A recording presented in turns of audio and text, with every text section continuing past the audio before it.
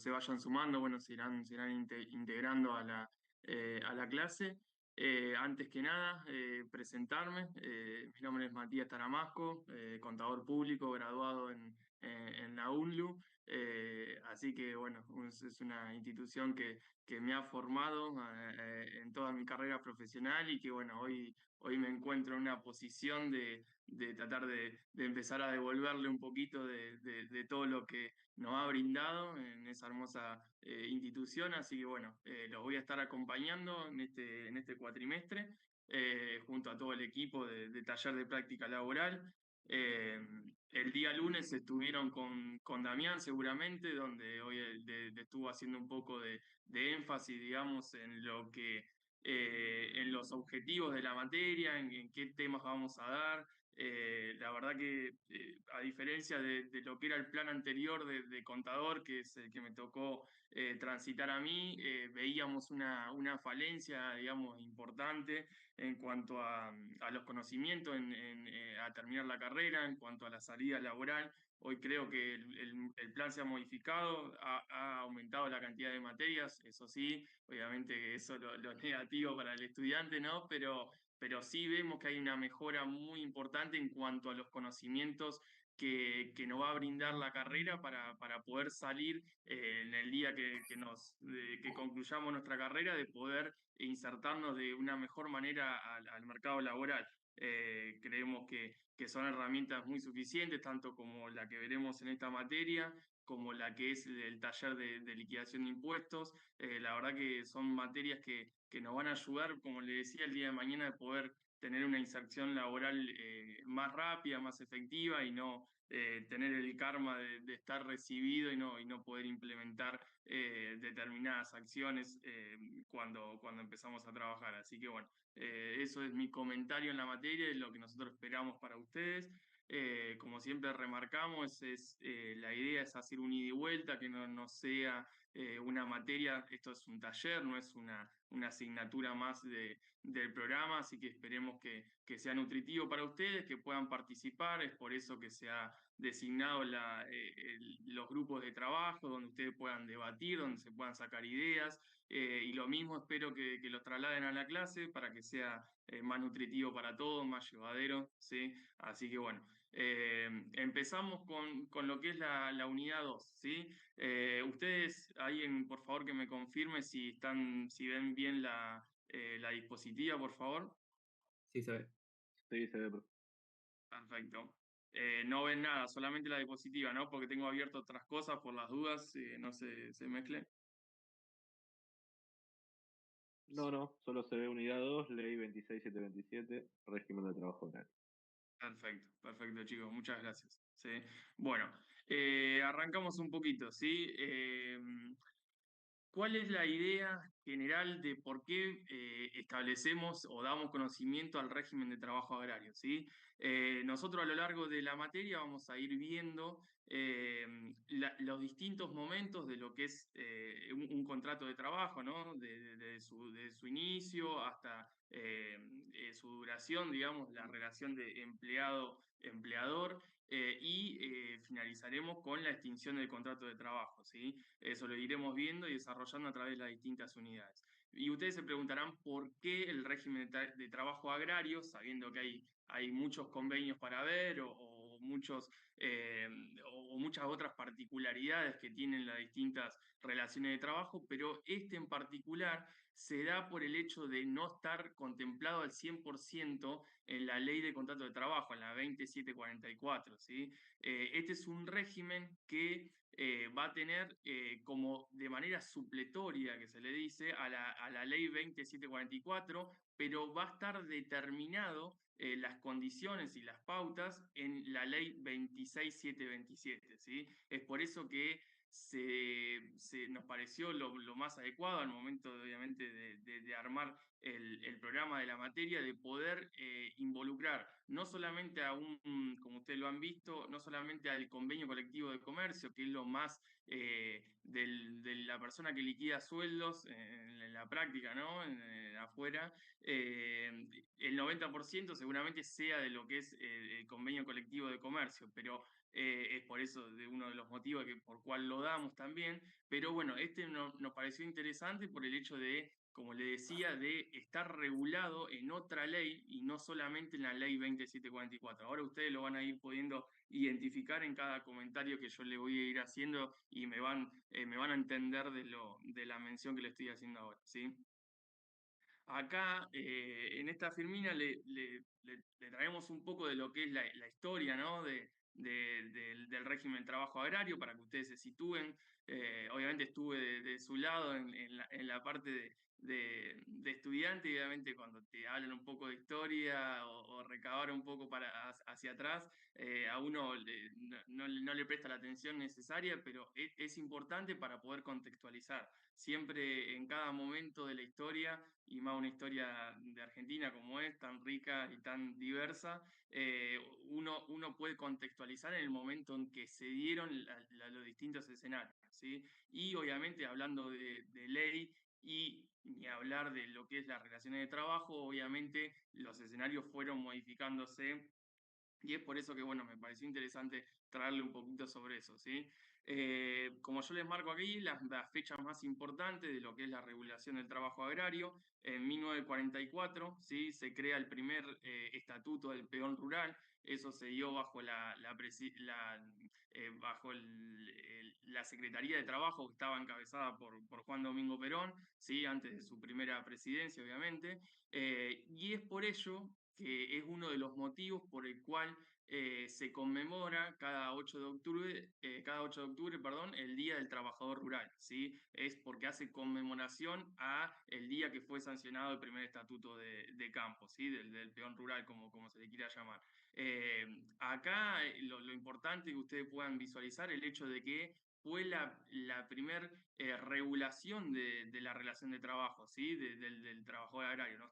No estaba regulado, si se quiere decir, no había derechos, no había obligaciones. Obviamente siempre lo que trae una ley es eso, ¿sí? Traer derechos y obligaciones para las partes, poder enmarcarlo, poder darle una determinación, ¿sí? Entonces, bueno, obviamente antes que de esa fecha no estaba regulado. Después, en 1947, ya con la presidencia de Perón, se crea lo que es la FATRE, ¿sí? Que fue una primera organización, obviamente después veremos más adelante cuál es la actual, la primera organización sindical que fue de alcance nacional, ¿sí? Que agrupó a todos los trabajadores agrarios, ¿sí? Pero bueno, no tuvo la relevancia necesaria en el movimiento obrero argentino, ¿sí? Pese a tener una gran masa de trabajadores agremiados, no tuvo el énfasis, digamos, la determinación en el movimiento político en ese momento, ¿sí?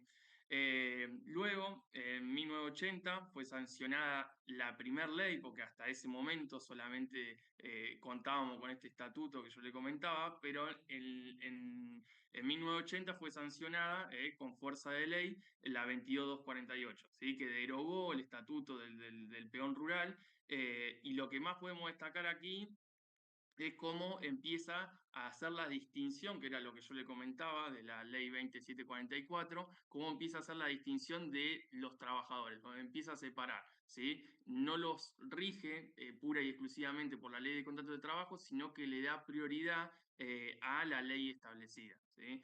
Entre otras cosas, estableció un régimen indemnizatorio,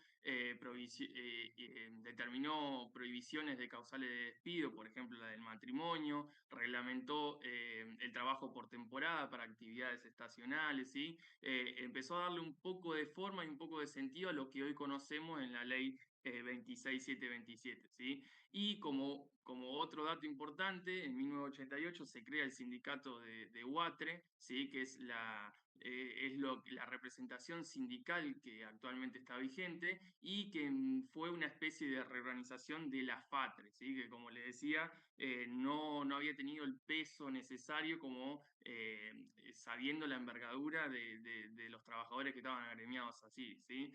Y por último, en 2011 fue sancionada la ley 26727, que es la que actualmente rige el trabajo agrario, ¿sí? Fíjese, sitúense también en los tiempos, en qué momento se fueron modificando, sancionando las leyes, ¿sí? Obviamente eso habla un poco también de la representatividad en cuanto a los trabajadores en el ámbito de la política y, bueno, cada gobierno de turno que ha estado en su momento, ¿sí? Bueno. Acá lo que nosotros vamos a ir desarrollando, obviamente hoy es una clase, se le llama teóricas, ¿no? No vamos a hacer hincapié en lo que son las liquidaciones, que eso lo vamos a ver la clase que viene, pero acá vamos a hacer un recorrido sobre la ley, que es lo más importante, e ir, como le decía hoy, cuando ni bien arrancamos, ir viendo o constatando lo que va determinando la ley de contrato de trabajo, ¿sí? Recuerden que es un régimen diferencial. Sí, perdón. Perdón, una consulta. ¿Y esta Sí, ley está sancionada todavía o ya se puede usar? sí, sí, no, la ley ya está sancionada, exactamente. O sea, está publicada, está la que está, está vigente. Ah, ok, gracias. Porque como en la otra filmina decía sancionado, tipo, pensé que seguía así. Gracias. No, no, por favor, gracias. Bien, nosotros vamos a ir viendo un detalle de cada artículo para que ustedes lo vayan pudiendo visualizar. La idea y lo que yo quiero que se lleven de esta clase es que también ustedes puedan entender la forma de lectura, ¿no? De la legislación. Obviamente hoy en día es fácil activar un motor de búsqueda, vamos a la ley, o sea, nadie pretende que ustedes se sepan la ley de memoria. La idea acá es que ustedes aprendan a razonar, como hacen en todas las otras materias, y es uno de los objetivos de la universidad, es formar personas, formar profesionales, ¿sí? Entonces la idea es que ustedes puedan entender más que sabérselo de memoria. Obviamente nosotros acá traemos ayuda a memoria, damos hincapié, digamos, en los puntos que nosotros creemos relevantes, ¿sí? Pero la idea es que ustedes le puedan encontrar el sentido común y que puedan practicar eso, ¿sí? De poder entender lo que estamos haciendo. Después de ir y leer, es fácil, una ley, va, la busco por palabra, la busco por artículo, pero la idea es que ustedes le den un sentido, ¿sí?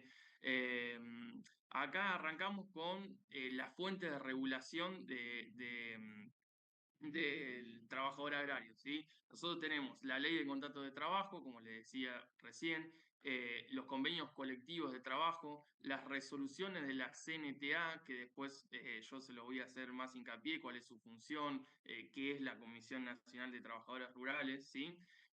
La voluntad de las partes y los usos y costumbres, ¿sí? Algo que no les comenté, ustedes seguramente en derecho vieron lo que es la jerarquía constitucional, no sé si se acuerdan algo de eso.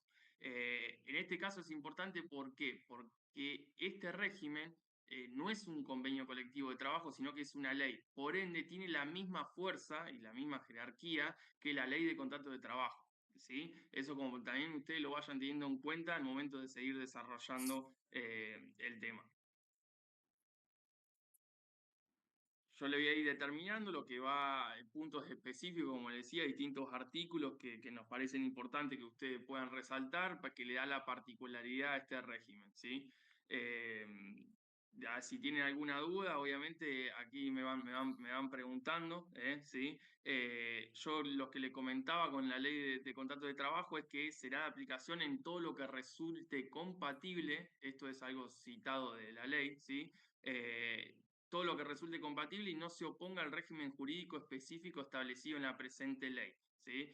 ¿Esto qué quiere decir? Como le decía recién, que actúa de manera supletoria, ¿sí? En tanto y en cuanto no se oponga a lo determinado en la presente ley, ¿sí? Entonces, eso es importante, chicos. Es un dato muy importante para lo que nosotros seguiremos desarrollando. Siempre actuará de manera supletoria a lo que determina la ley 26727, pero mientras no se oponga a lo que determina acá, ¿sí? Distinto es distinto es un convenio colectivo de trabajo que no tiene la misma jerarquía constitucional. Entonces, siempre es, si el convenio colectivo de trabajo no se opone a la ley de contrato de trabajo, ¿sí? Es un tema de qué es más beneficioso o no para las partes, ¿sí? Entonces, siempre tengan en cuenta eso. Va a actuar de manera supletoria mientras no se oponga a lo que determina esta ley. Siempre va a ser preponderancia la ley 26727 en la regulación del trabajo agrario.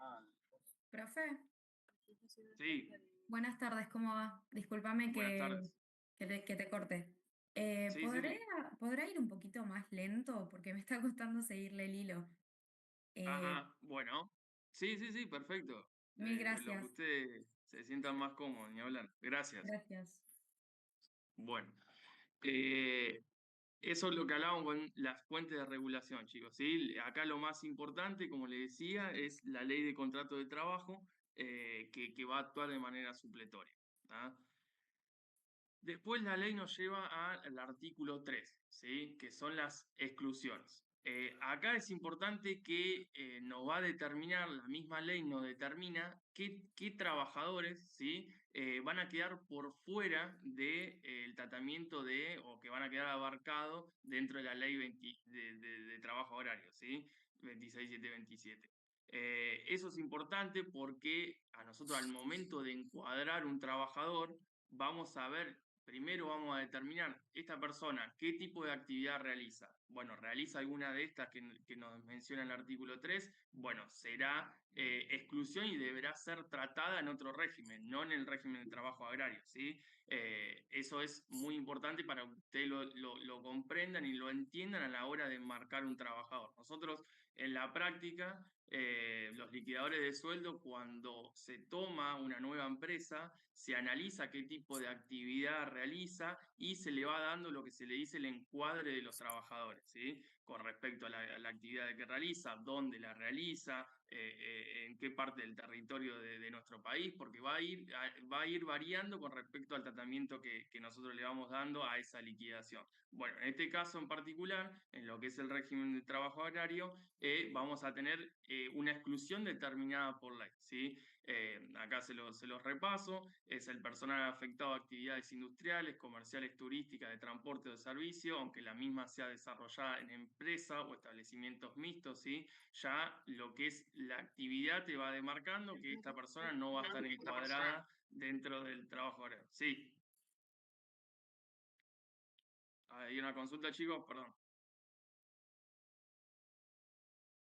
Bueno, continúo. Luego están excluidos los trabajadores contratados por tarea ajena a la actividad agraria, ¿sí? Están excluidos el personal de casas particulares, está excluido el personal administrativo de los establecimientos, ¿sí? Una persona que trabaja en una organización que tiene una actividad agraria, pero se encuentra en el departamento administrativo, esa persona no va a estar encuadrada en el régimen de trabajo agrario, ¿sí? Es importante, una de las cosas importantes y que suelen ser los errores más comunes, ¿sí? Luego van a estar excluidas el personal dependiente del Estado en todas sus reparticiones, como en la provincia, la municipalidad, etc. Luego las personas ocupadas en tareas de cosecha y empaque de frutas, ¿sí? Hay una excepción del artículo 7 que ahora lo vamos a ver detalladamente, ¿sí? Y luego los trabajadores comprendidos en convenios colectivos que fueron incluidos antes de la entrada en vigencia del régimen nacional del trabajo agrario, ¿sí? ¿Qué fue lo que pasó aquí? ¿Sí? Hubo trabajadores que antes de la sanción de la presente ley ya habían sido encuadrados en convenios colectivos de trabajo, ¿sí? Entonces eso implicó que esos trabajadores están regulados en otro convenio, ¿sí? Y con la ley de contrato de trabajo como ley madre, pero que no están incluidos dentro del régimen de trabajo agrario, ¿sí? Eso es una particularidad como para que lo tengan en cuenta. Bien, ¿alguna duda con eso, chicos? ¿Avanzamos? Profe, ¿qué tal? ¿Cómo va? Eh, Sí, ¿Puede dar un ejemplo? ¿Puede dar un ejemplo en el caso de personal administrativo de los establecimientos? O sea, algo sí. general, por ejemplo, como para diferenciarlo. Bien, eso es lo que yo le comenté recién, es que, por ejemplo, en un establecimiento agrario, ¿sí? Por eso es importante también esta firmina en la que ahora estoy parado, ¿sí? Para ver qué es la actividad agraria. Pero en este caso en particular es, por ejemplo, ¿no? Que vos tenés un campo de cosecha, ¿tá? Y tenés un departamento, un asentamiento edilicio y tenés personas administrativas dentro del ámbito rural, pero que cumplen tareas administrativas. Bueno, esa persona, más allá que cumple con la condición de que está en el ámbito rural, no va a poder ser encuadrado dentro del régimen de trabajo horario. Sí van a ser encuadrados los trabajadores que están en la cosecha, pero no él porque no cumple con la condición, ¿sí? No podrá ser. La misma ley lo está excluyendo, ¿sí?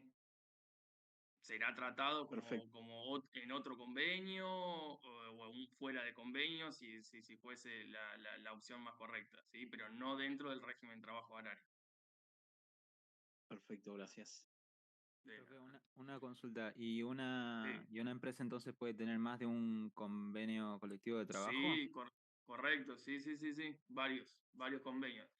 Luego después está el hecho de, pueden convivir, obviamente, porque vos tenés regulado a tu personal, dependiendo de la actividad, en distintos convenios, que sea lo pertinente y lo correcto, ¿sí? Muchas veces hay convenios colectivos que abarcan mucha cantidad de personal porque abarcan muchas tareas en sí, ¿sí? Pero en este caso la ley en particular nos da una exclusión. Todas estas personas que cumplen con estos requisitos no podrán ser tratados bajo el régimen nacional de trabajo horario, ¿sí? Eso, pero sí, la respuesta a tu pregunta es pueden convivir tranquilamente, ¿sí? Bueno, después nos vamos al artículo 5 de la ley, ¿sí? Que dice, ¿qué incluye la actividad agraria?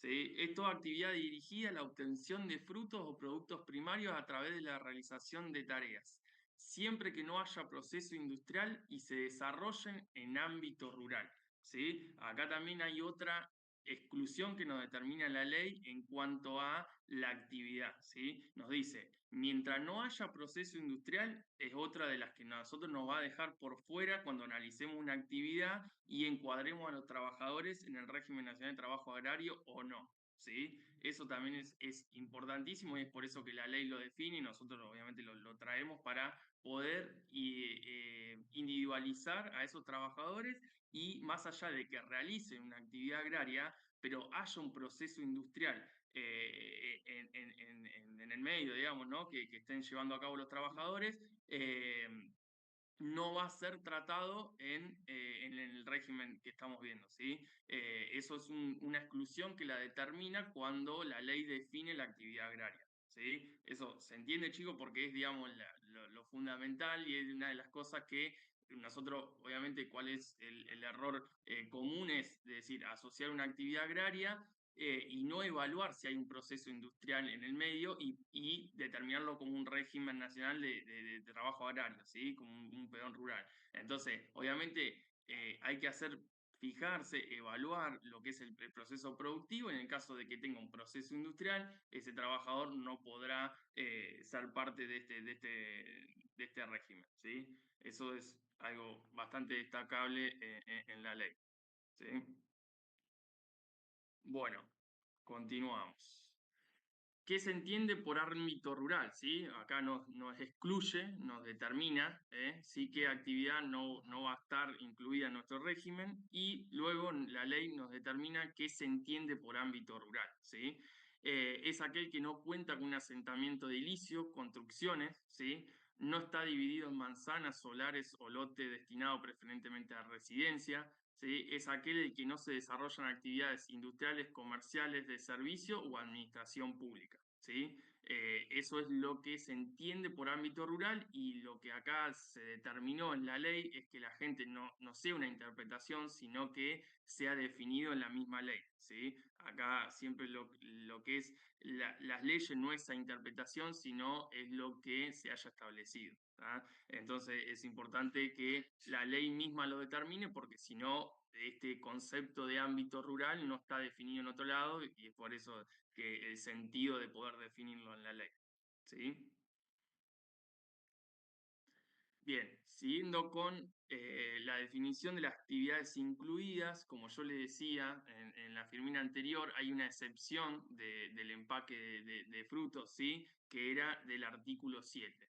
¿Sí? Y acá nos determina que va a estar incluida aunque se desarrollen en centros urbanos. Ustedes van a ver que la ley, particularmente, no solamente esta, sino que suelen como pisarse entre los distintos artículos. Primero te dice prohibido, pero con la excepción del artículo tal, inciso tal, o sea, eso seguramente lo han visto cuando han analizado otro tipo de ley, no solamente esta, o la ley de contrato de trabajo, sino que ven que hay una contradicción, o primero dicen una cosa, después dicen otra, es con respecto a las distintas modificaciones que también van surgiendo de las distintas leyes, pero bueno, siempre las leyes no son una interpretación de nosotros, sino de lo que determinan los legisladores, ¿sí? Entonces, bueno, acá volviendo un poco, más allá de que se desarrollen en centro urbano, yo recién le dije que sea en ámbito rural, pero acá la ley determina, aunque se desarrollen en el centro urbano, van a estar incluidas estas actividades, ¿sí? La manipulación y almacenamiento de cereales, legumbres, semillas u otro producto agrario, las actividades que se presten en feria y remates de hacienda, ¿sí? El empaque de fruto y productos agrarios, ¿sí? Aunque estos se hagan que no cumplan, les repito para que lo puedan entender, aunque se hagan en centro urbano, que no cumplan la condición de ámbito rural, igualmente así van a estar incluidas, ¿sí? Acá no habla, no se contradice con respecto a la intervención de un proceso industrial, ¿sí? Solamente hace la excepción, si se quiere decir, al ámbito rural. ¿Sí? ¿Eso se entiende, chicos? Sí, profe. Perfecto. Bueno, luego en el título 2, ¿sí? de la ley nos empieza a mencionar primero, yo ahí divido un poco la ley, ¿no? Primero hace una cierta mención a los distintos conceptos que va a ir tratando, define conceptos como es el ámbito rural, hace las exclusiones pertinentes en cuanto a las actividades y los trabajadores que nosotros debemos enmarcar y después empieza como a analizar un poco y se va detenidamente en lo que es el contrato de trabajo, las particularidades, ¿sí? Pero como le digo, la primera parte es más introductoria, de empezar a definir distintos conceptos, de qué está incluido, qué no, y luego se focaliza en lo que es el contrato de trabajo en sí, ¿sí? Acá nos determina que habrá contrato de trabajo agrario cuando una persona física se obligue a, ¿sí? Se tienen que dar todas las condiciones, estas tres condiciones no es, ¿sí? Se tienen que dar de manera conjunta, realizar actos, ejecutar obras o prestar servicio en el ámbito rural, ¿sí? Obviamente es a título oneroso, por el pago de una remuneración bajo relación de dependencia, ¿sí? Obviamente como cualquier contrato de trabajo, acá lo que hace la particularidad de este régimen que esté en el ámbito rural, con todas las excepciones que vimos recién, pero así lo determina la ley, ¿sí? Es muy similar al contrato de trabajo, hace mención como la ley 2744, es muy similar, con la particularidad que se da en que sea en el ámbito rural, ¿sí? Luego pasamos al título 3, donde nos habla qué tipos de contratos de trabajo van a estar regulados aquí, ¿sí? El contrato de trabajo agrario tendrá personal que sea permanente, de prestación continua, ¿sí? Tendrá trabajadores temporarios, ¿sí? Tendrá trabajadores permanentes de prestación discontinua, ¿sí? Y tendrá trabajadores en equipo o cuadrilla, ¿sí? Esas son las distintas modalidades de contrato de trabajo que están comprendidas en el trabajo agrario, ¿sí? También la ley lo va definiendo a cada uno, ¿sí? Es por eso que nosotros se lo pusimos aquí a modo de resumen, ¿sí? Volvemos vuelta para atrás como para que ustedes se queden con el esquema, un resumen de las modalidades de contrato de trabajo, ¿sí? Y lo que nosotros le traemos acá, un poco un resumen de qué se trata de cada uno, ¿sí? Los permanentes continuos son, como lo dice el palabra, de carácter permanente, ¿sí? Y ahí le traímos una actualización en cuanto a la ley de de trabajo agrario que fue modificada con la ley base. Ustedes seguramente, bueno, hoy ya suele ser un poco común, pero el año pasado fue algo bastante ruidoso, digamos, en el ámbito político, que fue la incorporación de la ley base en la 27742, ¿sí? Que modificó la ley 20744 en muchos aspectos fundamentales de ella, y obviamente acá se ve también una modificación en nuestro régimen de trabajo agrario, ¿sí? Yo no le quiero hacer mucho hincapié para no marearlo, ¿sí? Pero se incorpora con ello la posibilidad del periodo de prueba. Antes de la ley de bases, no estaba admitido para el personal permanente continuo la posibilidad de tener el periodo de prueba, ¿sí? La persona entraba ya de carácter permanente, no tenía la posibilidad de tener, en este caso el empleador, ¿no? Obviamente, de tener ese periodo de prueba y obviamente con todo lo que eso implica con respecto a la extinción del contrato de trabajo, ¿sí? No los quiero abundar en eso porque es una unidad que la veremos más adelante, entonces no quiero hacer mucho hincapié porque para no marearlo ya demasiado con lo que le exponemos en el día de hoy, ¿sí? Así que, pero bueno, es para que ustedes lo puedan ir también sabiendo de antemano. Antes esta firmina, se quiere decir, años anteriores, se ponía, no se permite el periodo de prueba para el personal permanente continuo, ¿sí? Pero bueno, obviamente trabajamos de manera actualizada y le traemos un poco de lo que se vive en el día a día. Después tenemos lo que son el personal temporario, ¿sí? Que en este caso son de carácter estacional, cíclico o propios de la actividad, ¿sí? El ejemplo, un ayudante de cosecha, ¿sí? Que solamente lo voy a tomar por un tema de la particularidad de la actividad, que sea estacional, que sea cíclica, ¿sí? Una cosecha de un fruto en particular, que sea durante solamente un lapso de tiempo, no sé, 2 o 3 meses, ¿sí? Ese es el personal de carácter temporario. Distinto va a ser el permanente continuo, que es un trabajador que está de manera indeterminada y no está por periodo de tiempo, ¿sí? Luego tenemos al permanente discontinuo, que tiene relación con el temporario. ¿Por qué? Porque obviamente es cuando se da la reiteración de la contratación, ¿sí? De este personal temporario. O sea, yo lo contrato de octubre a diciembre. Bueno, lo contrato en 2024, lo contrato en 2025, lo contrato. Entonces, cuando se da esa particularidad, el trabajador es un permanente discontinuo, ¿sí? Tienes un mismo empleado con un mismo empleador y se da en más de una ocasión, ¿sí? Distinto hubiese sido si solamente lo contrato para un solo año, una sola cosecha. Bueno, va a ser, ese trabajador va a ser personal temporario. Ahora, si lo voy repitiendo año a año, pasará de temporario a permanente discontinuo. Esto obviamente no es solamente una clasificación de nombres, sino es que los derechos que tiene el trabajador con respecto a su clasificación dependiendo de la modalidad de contrato, ¿sí? No es un hecho de dónde lo pongo, sino los derechos que ese trabajador va a tener, ¿sí? Y luego la última modalidad de contratación es el trabajo en equipo, ¿sí? Acá es una particularidad que tiene el régimen de trabajo agrario. Como ustedes sabrán, hay familias que viven dentro de los campos donde trabajan, entonces, bueno, su familia pueden formar parte de ese equipo, ¿sí? Y eso obviamente está contemplado como una modalidad de contrato en el régimen, ¿sí? Obviamente hay una excepción de que sean menores, después más adelante de la presentación ustedes lo van a poder ver y nos vamos a detener en ello, ¿sí?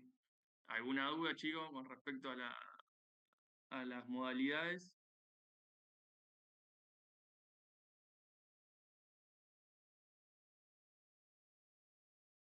O sea, profe, que del temporario, por ejemplo, trabajó Sí, octubre, diciembre 2024, ¿no? sí, sí. Después 2025, para que no lo llaman, después 2026, si vuelve a convocarlo, sigue siendo temporario. Sí, a O ver, el pasa, tema es que a ver, acá lo que intercede, yo te lo comento, la ley no lo determina, yo te lo comento lo que pasa en la práctica, el hecho de que ahí hay una autoridad, ¿sí? Ahí hay una autoridad administrativa que intercede para la regulación, ¿no? Y la resolución de conflicto en este caso, porque ¿qué es lo que va a suceder? El trabajador va a solicitar que él sea de permanente discontinuo, ¿sí? Porque ya se dio a pesar de haber pasado un año, ¿sí? de su contratación, él va a solicitar que se le den el encuadre correcto y que sea un permanente discontinuo, porque él ya trabajó con las mismas órdenes del empleador, la actividad es la misma, ¿sí? Entonces ahí intercede una autoridad administrativa, en este caso es la Comisión Nacional, ¿sí? Donde va a establecer qué es lo más beneficioso para el trabajador. Y obviamente como consecuencia, como resultado, va a hacer que ese trabajador tenga el carácter de permanente discontinuo, ¿sí? Porque estoy encubriendo un tipo de relación permanente, si se quiere decir, aunque yo no lo haya contratado en el 2025. ¿Sí? Eso, como te digo, la ley no lo determina, pero es lo que se da en la práctica. Muchas de las cosas que nosotros vamos a ir viendo acá, la idea es transmitirle también un poco en base a la experiencia, como seguramente más de uno de los que estén conectados trabaja, ¿sí? y estudia, que es la combinación más linda que hay para poder sacarle fruto a lo que uno va estudiando, pero que verá que tratemos de trasladarle los distintos ejemplos y cómo se va dando en la práctica, ¿sí? Pero es una muy buena pregunta y bueno, le transmito de lo que es de la práctica, ¿sí?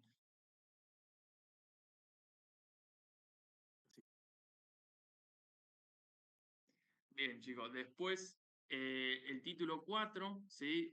Nos habla que también esto obviamente es una particularidad del régimen y es tratado acá, obviamente, si ustedes se imaginan que en otro tipo de contrato de trabajo, hablar de vivienda, alimentación y traslado ni se le hubiese ocurrido, ¿sí? Entonces la ley, sabiendo el tipo de actividad que estamos enmarcando, determina una cierta obligación a lo que es lo que el empleador debe asegurarle al trabajador, ¿sí? Obviamente siempre acá hablamos de lo que el empleador está obligado a darle las condiciones necesarias al trabajador, ¿sí? Obviamente ustedes sabrán que los que son los trabajadores rurales en su mayoría, o sea, viven dentro del mismo campo donde trabajan, ¿sí? Donde el empleador le otorga la casa, ¿sí? Para poder vivir. Entonces, bueno, en este caso, la ley lo que hace dice, bueno, está bien, vos tenés esta obligación, pero deberá cumplir con las condiciones que se establezcan en la presente ley, ¿sí? Entonces acá nos determina que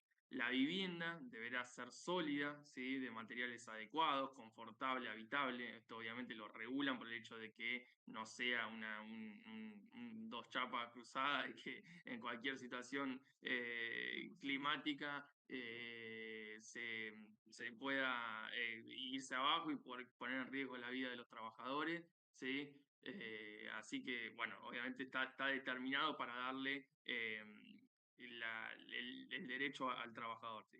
Bueno, después nos habla de las condiciones de seguridad, de higiene, abrigo y luz natural, sin riesgo sanitario, ¿sí? Debe incluir cocina, comedor, dormitorio en función del número de integrantes. Esto es por lo que yo le comentaba recién. Si es un trabajo en equipo, también el hecho de que su familia pueda formar parte ¿sí? de la actividad y pueda ser enmarcada también en la presente ley. Un baño para cada grupo familiar que asegure la higiene básica de la familia, separación de lugares de crianza, guarda o acceso de animales y de lugares de almacenamiento de productos diversos, ¿sí?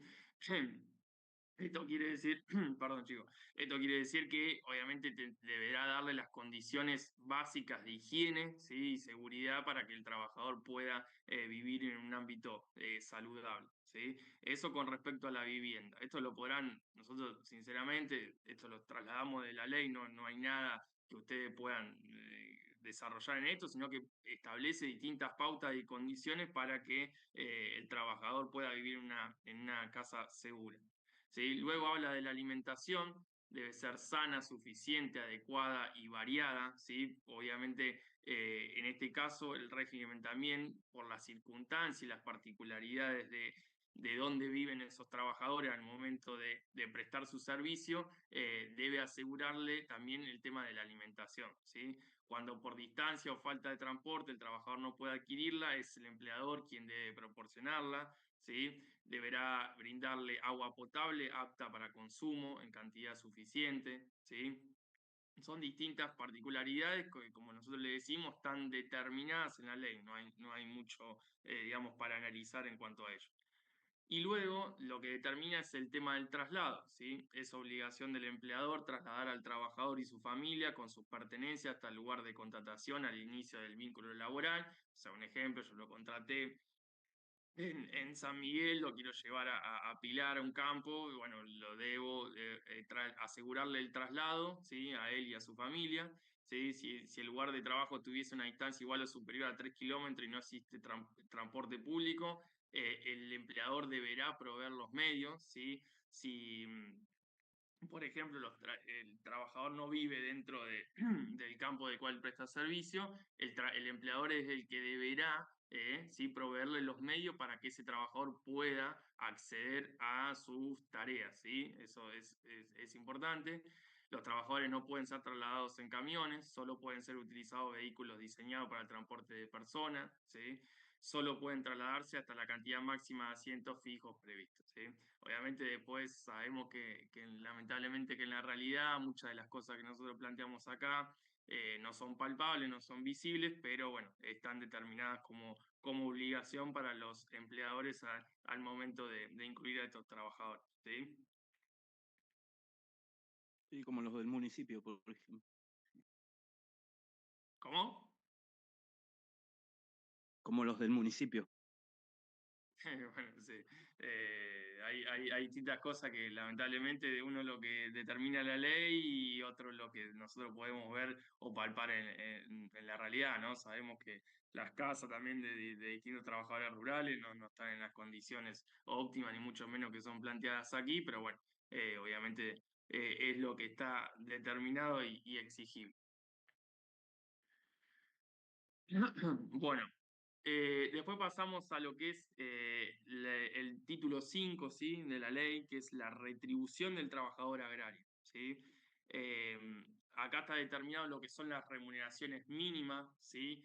que serán fijadas por la Comisión Nacional de Trabajo Agrario. Bueno, acá yo les comentaba que una figura muy importante en el régimen de trabajo agrario es la Comisión Nacional de Trabajo Agrario, ¿sí? Y una de ellas, de sus funciones, es determinar la remuneración mínima al personal, ¿sí? Perdón, chicos, me voy a tomar un poquito de agua.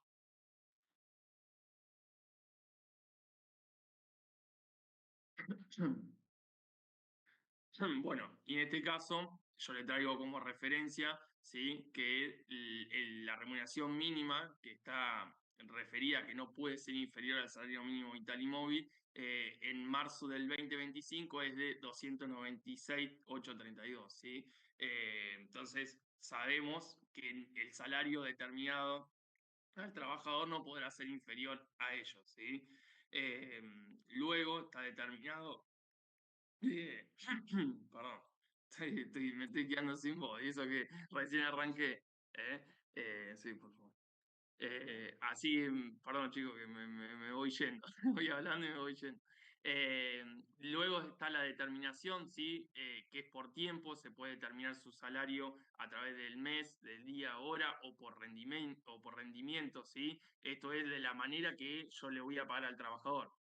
Si es por mes, por mes completo, por día, por hora que el trabajador lo vamos a emplear, ¿sí? O en este caso por rendimiento, que también está contemplado en la ley 2744 como una posible determinación de la retribución, ¿sí? Eso se entiende, chicos, o sea, son particularidades de forma de liquidación. Nosotros sabemos que, por ejemplo, el empleado de comercio está determinado también tiene una posibilidad de determinación por mes, por día, por hora, ¿sí? Son distintas particularidades de nosotros podemos hacer referencia a la hora de retribuir a ese trabajador, ¿sí? Luego está el salario mínimo garantizado, que no podrá ser inferior a la remuneración mínima que fije la CNTA, ¿sí? Acá le hago un paréntesis. O sea, la CNTA va a fijar más allá de tener de referencia al salario mínimo vital y móvil, va a tener una remuneración mínima, ¿sí? Que va a estar por encima del salario mínimo vital y móvil, ¿sí? Entonces acá te marca distintos límites. Primero, nada podrá ser inferior al salario mínimo vital y móvil, ¿sí? Y a la vez ellos tienen un salario mínimo garantizado que no podrá ser inferior a la que determine la Comisión Nacional. Si obviamente lo que determine la Comisión Nacional va a estar por encima del salario mínimo vital y móvil. ¿Sí? Se aplica cuando el trabajador, estando a disposición del empleador y por razones no imputables al trabajador, no alcance la remuneración mínima, aun cuando sea por causales meteorológicas. ¿Sí? Esto es para asegurarle una remuneración al trabajador y que eso esté determinado por ley. ¿Sí? Luego habla de los periodos de pago al vencimiento de cada mes, por semana o quincena, según sea la modalidad de contrato de trabajo. ¿Sí? Según la modalidad que nosotros tenga ese trabajador, va a ir dependiendo de si le pagamos por mes, que en este caso son los mensualizados, ¿sí? Por semana, a los que son por día, y a los quincenales, los que son por hora. ¿Sí? Bien, después determina lo que es el lugar de pago, ¿sí? Lo que determina el lugar de pago, que es en la moneda local en la cuenta sueldo abierta a nombre del trabajador, ¿sí? Pero si el banco se encuentra a una distancia mayor de 2 kilómetros en zona urbana o a 10 kilómetros en zona rural, el trabajador puede exigir el pago en efectivo, ¿sí? En este caso también, atendiendo la particularidad de las condiciones de que va a estar el trabajador, también determinar en el caso de que si se encuentra ubicada a una cierta distancia, poder asegurarle el pago de su sueldo, ¿sí? Que en este caso, si cumple la particularidad de 2 kilómetros en zona rural o 10 kilómetros, 2 kilómetros en zona urbana, 10 kilómetros en zona rural, puede exigir el trabajador que su salario sea pago en efectivo, ¿sí? También nos determina la provisión de pago con bonos, vales o monedas que no sean de curso legal. ¿Sí? De ahí, chicos, ¿alguna duda? ¿Algún comentario que quieran brindar?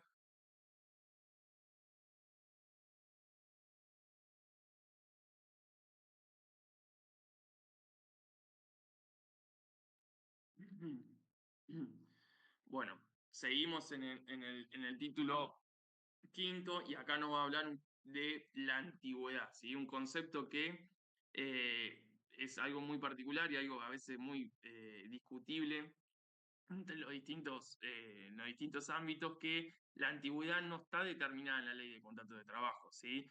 La antigüedad es reconocida a través de los distintos convenios colectivos de trabajo y, en este caso en particular, en la presente ley, ¿sí? No es algo que esté establecido en la ley de contratos de trabajo, y es por eso que hace mención aquí de poder pagar el adicional por antigüedad. Y acá da dos escenarios que también, obviamente, en otros convenios colectivos es de diferente manera, pero acá se establece como lo determina la ley. Dice que se pagará el adicional de 1%, ¿sí? Cuando su antigüedad sea de hasta 10 años, ¿sí? Y la base de cálculo de ese adicional será el básico de su categoría, ¿sí?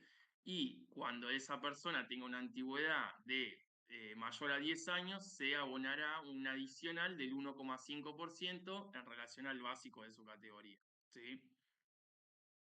Habitualmente en los distintos convenios es de 1%, en este caso se da la particularidad que, dependiendo de la antigüedad, pueda ser elevada a 1,5. ¿Sí?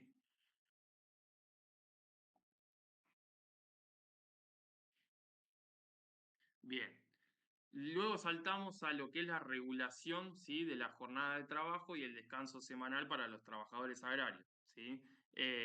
Obviamente acá hay una particularidad, ¿sí? Que me gustaría que después está remarcada en un resumen que nosotros le hicimos de la jornada de trabajo, pero me parece interesante hacerle que lo que yo hoy le comentaba sobre la ley 2744, de qué manera actúa con respecto a la ley que estamos analizando, ¿sí? Acá está determinado que la jornada no puede exceder las 8 horas diarias, ¿sí? Y las 44 horas semanales. ¿Alguno de ustedes me puede mencionar la cantidad de horas semanales en la ley de contrato de trabajo? ¿El máximo? 8 horas.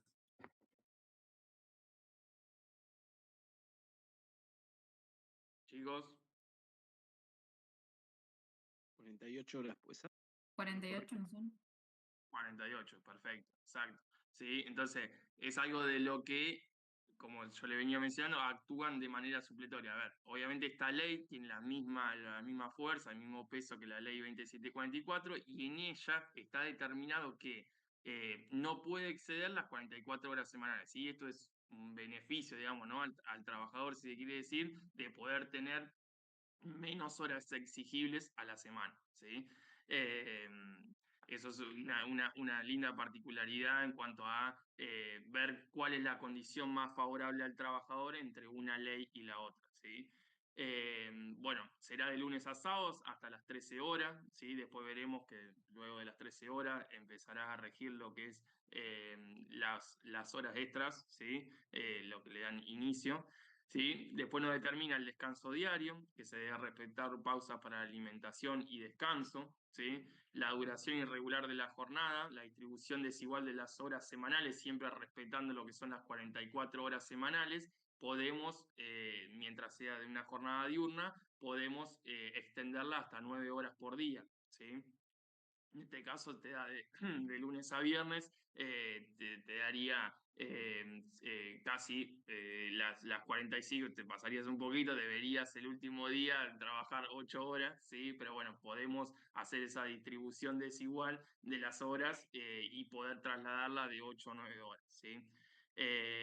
Siempre teniendo el límite y respetar el límite de las 44 horas semanales, hablando de horas ordinarias, ¿sí? Luego detalla lo que es la jornada nocturna, ¿sí?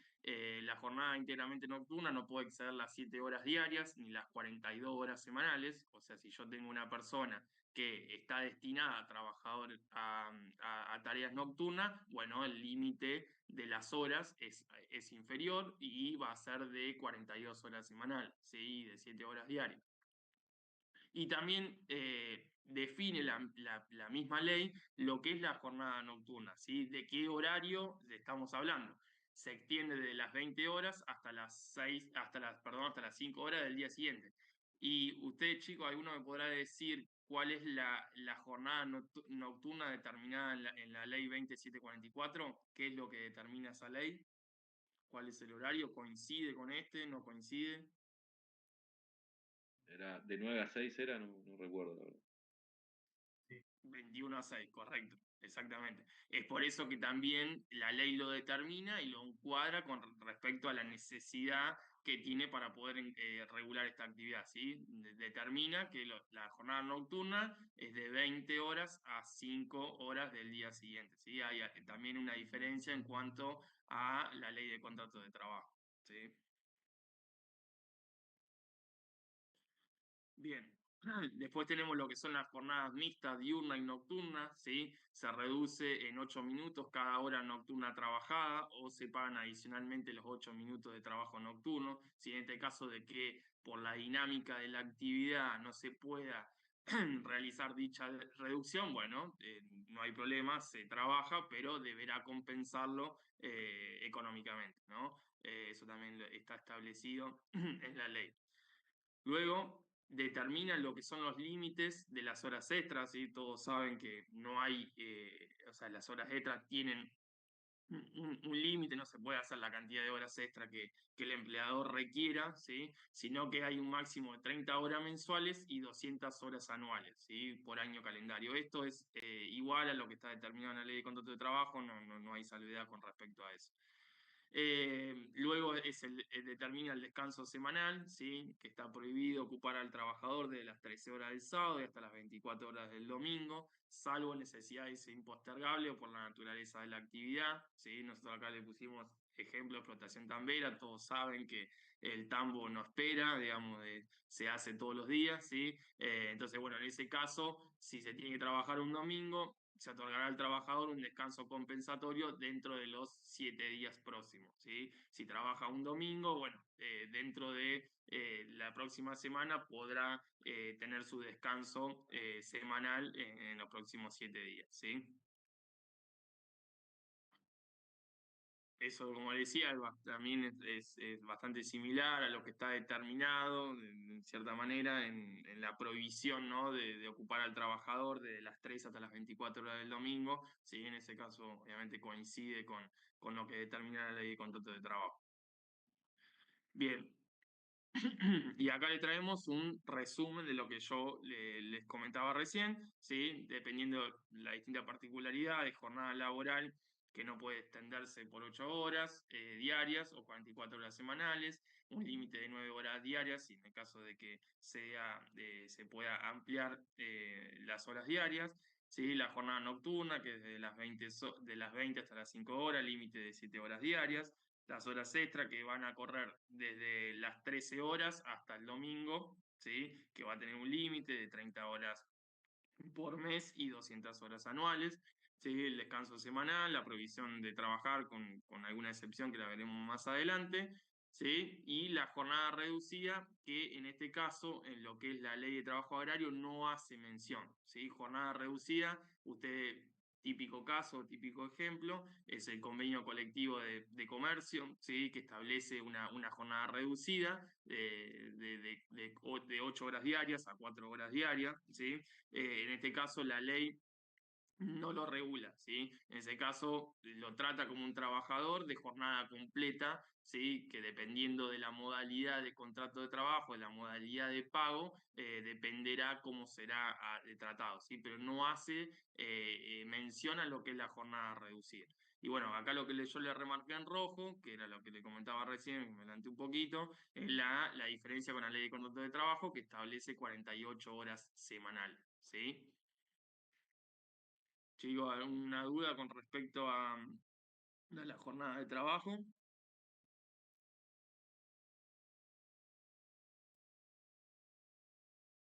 Yo capaz que lo vi en derecho laboral, ahora Sí, no lo recuerdo.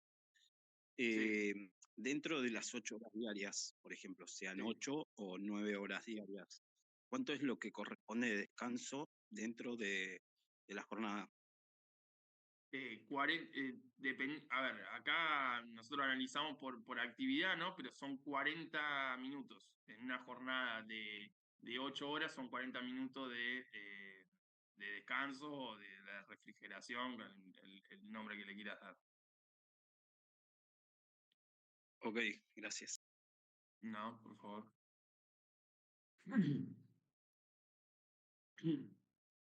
Bueno, chicos, después continuamos en la ley y acá nos va a determinar en el título 7, ¿sí? La seguridad y riesgo del trabajo, ¿sí? Donde nos marca que el trabajo horario debe realizarse en adecuadas condiciones de higiene y seguridad en el trabajo con el fin de evitar enfermedades profesionales o accidentes de trabajo, ¿sí? Será obligación del empleador de otorgar los elementos de protección necesarios, adecuados para la operatoria propia del trabajo. Corresponde, bueno, a ver, en este caso en particular es muy similar a lo que nosotros también podemos ver en la ley 2744, es garantizar condiciones básicas al trabajador para poder evitar que esa persona se accidente, ¿sí? O se enferme, o sea, eso no hay diferencia en cuanto a la ley de contrato de trabajo, y en este caso en particular hay alguna excepción, como yo se lo vengo diciendo a lo largo de la clase, es de la particularidad, ¿sí? De la actividad. Por ejemplo, lo que viene a continuación, ¿no? Que nos dice, corresponde al empleador limpiar la ropa de trabajo, o sea, ustedes se imaginan que el trabajador limpiando la ropa de trabajo de un empleado de comercio, y no. ¿No? Entonces, bueno, en este caso hay una particularidad que por la actividad la ley le exige al empleador, ¿sí? Limpiar la ropa de trabajo utilizada en tareas de manipulación de sustancias tóxicas, irritantes o agresivas y almacenamiento de envases de sustancias químicas o biológicas y tratamientos de residuos peligrosos, ¿sí? Obviamente, como yo decía, al tratarse de una actividad muy particular, pues, sabiendo que el trabajador está en contacto y manipula este tipo de sustancia, bueno, obviamente le da esa obligación al empleador de poder garantizarle la seguridad al trabajador, ¿sí?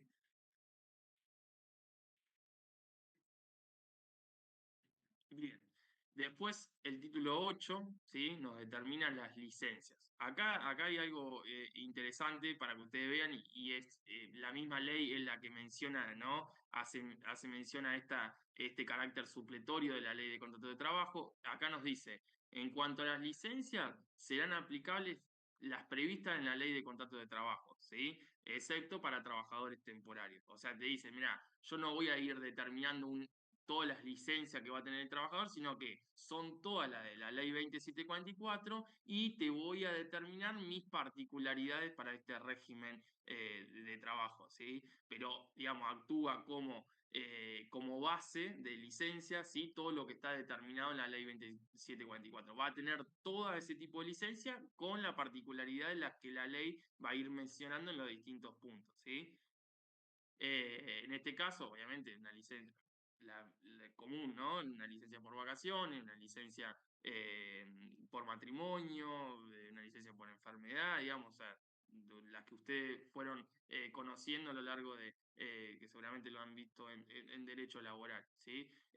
Bueno, y en este caso la ley lo que nos determina es las licencias especiales, es una particularidad a cada tipo de licencia y que obviamente le amplía los derechos al trabajador, ¿sí? En este caso, la licencia por maternidad, ¿sí?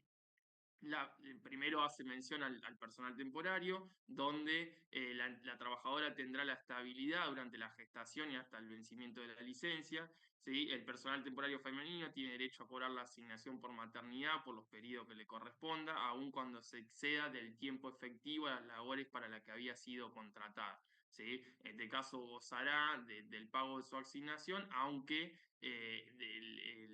el contrato de trabajo haya finalizado porque era de carácter temporario, la trabajadora podrá seguir cobrando de esa asignación por maternidad, ¿sí? Y luego hace la salvedad también para lo que es la licencia por paternidad, ¿sí? Acá también hace una aclaración del tipo de personal al cual está designado, ¿sí? Que en este caso es el personal permanente de prestación continua, ¿sí? Cuando nosotros vimos las modalidades de contrato de trabajo, uno de ellos era el personal permanente continuo, ¿sí? Bueno, para ello está destinado este tipo de licencia, este tipo de particularidad. Son 30 días de corrido, ustedes, alguno me podrá decir la licencia por paternidad de la ley de contrato de trabajo, ¿cuántos días son? De caso relacionado, le cambio el nombre, que no dice paternidad, dice nacimiento. Era Son 3 o 4, creo. ¿Cómo? Perdón, no te escuché. ¿No era 3 o 4 días? 2 días, ¿sí? En este 10 horas, caso, la ley lo que hace nos amplía esa licencia, ¿sí? Obviamente es muy notoria la diferencia con respecto a lo que está establecido en la ley de contrato de trabajo, ¿sí? Y también nos determina cuándo puede ser gozada, ¿sí? La misma puede ser gozada dentro de los 45 días anteriores al parto y los 12 meses posteriores al nacimiento, o sea que tiene una amplitud bastante importante como para poder elegir esa licencia, ¿sí? Como acá en lo que es la regulación en la ley de contrato de trabajo, son 2 días, ¿sí? 2 días de corrido y no se puede elegir el momento, sino que es el momento del día del parto y el día siguiente, ¿sí? No hay posibilidad de poder trasladarlo en otro momento. Bien. Luego, dentro de las licencias, ¿sí? Porque obviamente las enfermedades son parte de las licencias, también nos hace mención, ¿sí? Acá en este caso, como le decía, está estipulado en la ley de contrato de trabajo, pero le da la particularidad, como soy reiterativo, pero para que usted también los ayude a pensar en cuanto al análisis de la ley, lo da porque la actividad requiere un tratamiento particular, ¿sí? En este caso, el trabajador deberá dar aviso al empleador dentro de las 2 primeras horas de la jornada de su enfermedad o accidente y del lugar en donde se encuentre, ¿sí? Para el caso de no comunicarlo, pierde el derecho a percibir su remuneración, salvo que la imposibilidad de comunicarlo esté inequívocamente acreditada. O sea, obviamente, si el tipo está postrado en la cama y no lo puede comunicar, obviamente está justificado de que esa persona no es que no tuvo la intención, sino que no pudo dar el aviso correspondiente, ¿sí? También determina el momento, ¿no? De que yo tengo que comunicarlo, que son las primeras 2 horas de la jornada, ¿sí? Pero si el trabajador se encontrara enfermo o accidentado dentro del establecimiento, ¿sí? Que la persona está viviendo dentro del establecimiento donde presta sus tareas, se presume la asistencia del aviso. O sea, el trabajador está en la cama, con fiebre, lo que sea, se presume que ese trabajador está enfermo y no tiene la obligación de la comunicación que está mencionada arriba, ¿sí? Y no va a correr en riesgo el derecho del pago de sus saberes con respecto a esa jornada, ¿sí?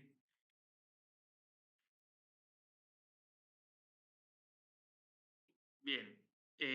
Con respecto a las licencias, no hace mucha mención particular, ¿sí? Solamente esa salvedad en cuanto a la licencia de maternidad, de paternidad y con respecto a la licencia por enfermedad, más que nada por el aviso y la comunicación, no hace otro tipo de excepción después de lo que está estipulado en la ley, ¿sí? Y en este caso, bueno, pasamos a lo que es el título 9, ¿sí? Que es la prohibición del trabajo infantil y protección del trabajo adolescente, ¿sí?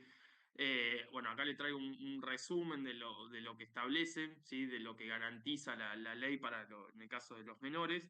Esto es una ambigüedad de lo que es la ley, la redacción de la ley, cómo va y viene, de lo que yo le comentaba un minutos atrás, que dice, arranca así: queda prohibido el trabajo de menores de 16 años, exista o no relación laboral y sea aquel remunerado o no. O sea, nos dice, personas menores de 16 años no van a poder trabajar, o sea, está prohibido, ¿sí? Ahora veremos más adelante cuál es la salvedad que hace con respecto a eso.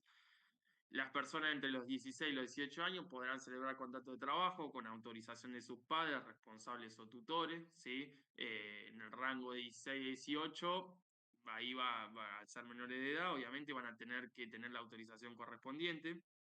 Y el empleador tendrá la obligación de exigir un certificado de aptitud física para el trabajo extendido extendido por un servicio de salud pública, ¿sí? Y realizar los controles médicos periódicos. Obviamente eso también se da no solamente porque sea del rango etario de 16 a 18 años, sino que obviamente se da con todos los trabajadores. Y además de eso, deberá exigir un certificado de escolaridad, ¿sí? O sea, es requisito. ¿Qué quiere decir esto? Que es requisito para la persona, ¿sí? De tener que estar estudiando para poder trabajar, ¿sí? Y poder ser enmarcado dentro del régimen que estamos analizando, ¿sí?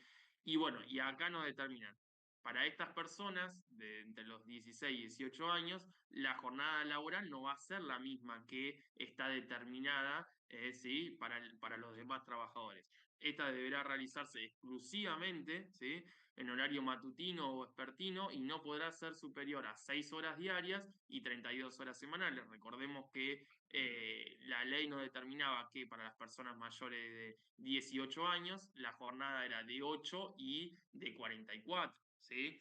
Y acá una de las salvedades, otra que como yo le comentaba con respecto a la ley, nos dice que deberá realizarse y no podrá ser superior a determinada cantidad de horas, pero dice, salvo determinación de la autoridad administrativa laboral, donde puede extenderla hasta 8 horas diarias y 44 horas semanales, si la actividad lo amerite, debiendo considerar de no afectar la educación del trabajador adolescente. La verdad que acá uno puede coincidir o no, pero o sea, trabajando esa cantidad de horas, ¿sí? Y exigiéndole la educación al trabajador lo veo bastante complicado, ¿sí? Más sabiendo que es de una escolaridad de nivel secundario por la edad que estamos hablando, la verdad que deja muchas dudas al respecto, pero bueno, la ley le da la posibilidad a la autoridad administrativa laboral, ¿sí? Al Ministerio de Trabajo, a una delegación, a un regional, de poder conceder esto, ¿sí? Y darle un tratamiento similar a la persona que de 18 años, ¿sí? Mayor de 18 años, que es de 8 horas diarias y 44 horas semanales.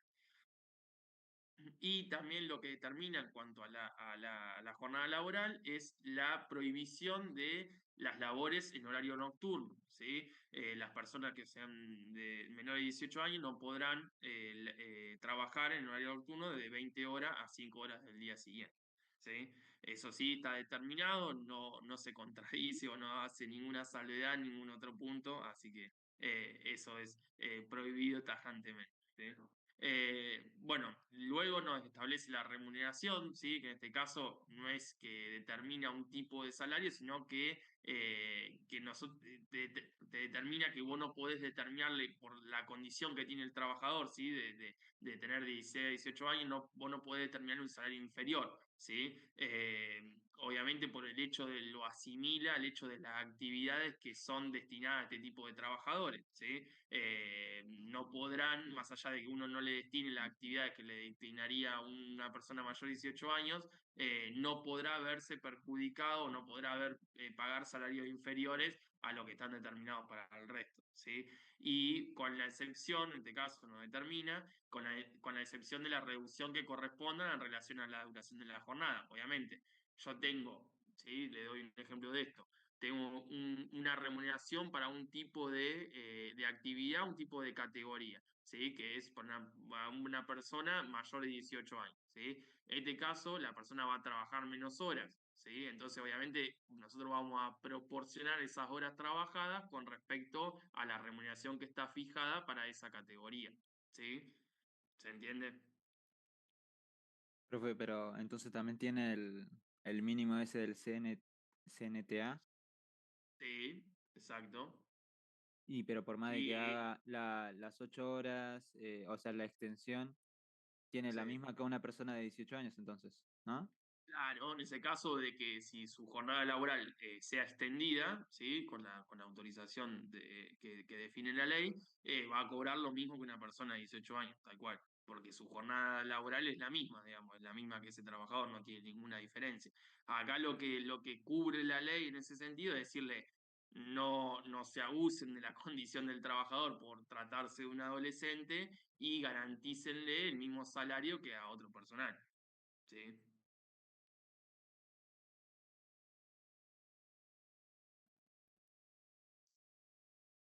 Bien. Bien, después hace una aclaración, ¿sí? Esto es lo que yo le comentaba recién, ¿sí? Que yo acá se lo había marcado en rojo, que dice: queda prohibido el trabajo de menores de 16 años, exista o no relación laboral y sea aquel remunerado o no, ¿sí? Yo se lo había marcado porque cuando uno va transitando en la ley se da cuenta que hay un punto que se contradice con lo que está determinado, ¿sí? Entonces lo llevo a este punto en particular, lo que es el trabajo en empresa familiar. Los mayores de 14, o sea, ya estamos hablando de personas que están por debajo de la edad que estaba prohibida, ¿sí? Los mayores de 14 y hasta 16 años podrán trabajar en explotaciones que sean dueños su padre, madre o tutor, mientras no se trate de tareas penosas, peligrosas o insalubres y que cumplan la asistencia escolar, ¿sí? Las jornadas, en este caso sigue habiendo una reducción, obviamente, las jornadas no podrán superar las 3 horas diarias ni 15 horas semanales. A ver, se lo repaso. En este caso, la persona que tiene de 14 a 16 años podrá trabajar, pero mientras los dueños, ¿sí? Sea su padre, madre o tutor, o sea, no podrá trabajar para un tercero y también con la particularidad de que no sean tareas peligrosas, ¿sí? O insalubres para el trabajador, y sigue con la condición, como son los trabajadores de 16 a 18 años, de poder garantizar, ¿sí? La asistencia escolar, ¿sí? Eso es una de las excepciones que yo le mencioné anteriormente, como que en este caso queda prohibido, entonces uno mentalmente dice, bueno, ya está, las personas de 16 años no pueden trabajar, pero salvo que sea de empresa familiar, ¿sí? Entonces, bueno, esto es lo que justifica lo que le venía comentando en cuanto a las determinaciones que están en la ley, ¿sí? Para que dicha explotación pueda acogerse a la excepción de edad mínima de admisión de empleo, deberá tener autorización de la autoridad administrativa laboral de la jurisdicción, pero si se llegara a comprobar que la explotación cuya titularidad sea del padre, la madre o el tutor se encuentre subordinada económicamente o fuera contratista o proveedora de otra empresa, no podrá obtener la autorización establecida, ¿sí? En este caso, para que esa persona sea admitida y pueda tener un contrato de trabajo regulado por la presente ley, deberá tener una autorización administrativa, ¿sí? De la autoridad administrativa, perdón, para que eso pueda llevarse a cabo, ¿sí? Pero si se comprueba que la explotación de esa actividad donde están laburando, ¿sí?, se encuentre subordinada por otra empresa o trabaje de manera terciarizada, ¿sí?, para otra empresa, como diciendo en el nombre de, ¿sí?, no podrá tener la autorización establecida. Directamente no hay análisis, no se otorga y directamente no se podrá trabajar con esas personas de 14 a 16 años, ¿sí?, aunque sus padres sean los dueños de la explotación. ¿Sí? Es un requisito que da en cuanto a el poder que tiene la autoridad administrativa de poder emitir esa autorización o no de poder emplear a las personas entre 14 y 16 años. ¿Sí? Bien, chicos, ¿alguna duda con respecto al trabajo infantil, protección del trabajo adolescente? ¿Algo que quieran comentar, que quieran traer?